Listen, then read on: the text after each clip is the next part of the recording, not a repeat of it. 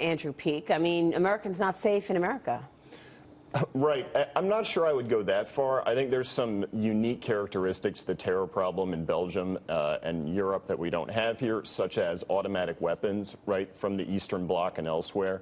Terrorists have ready access to fully automatic weapons like AK-47s that really, even in the worst mass casualty attacks in the United States, they really don't have. In addition, there's still in this country a strong American identity, kind of a cultural identity that even immigrants from backgrounds like the Arab world inculcate to a certain degree, and that really hasn't been true in Europe since the 1950s. They just have no other values to give their immigrants. What about our ability to vet these refugees, particularly those coming from Syria? 2 of the Paris attackers came in through the refugee program. There was a couple who was arrested in Germany who had come in again as using refugees as cover, that were planning some kind of ISIS-style attack in Berlin. And then Maria's pointed out often that the ISIS has access to passport machines and actual fingerprints and identities of other people. So a pause. Why is that such a bad idea in this country?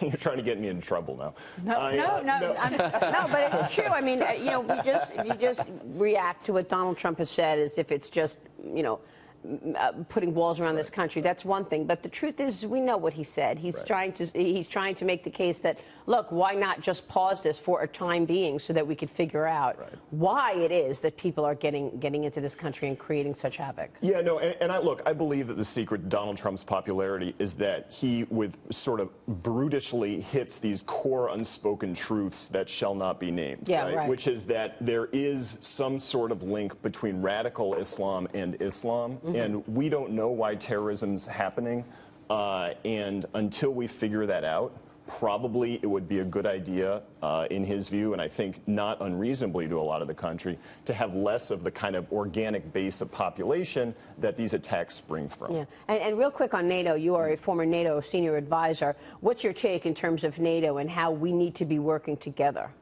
I'm deeply, deeply concerned about NATO. I think it is fractured like it hasn't been since the Iraq War. I think this refugee crisis and the differing responses to the refugee crisis has created a split right down the middle of NATO between Western Europe and Eastern Europe, like Poland, which has refused to take refugees, but is actually a closer U.S. allies in some situations than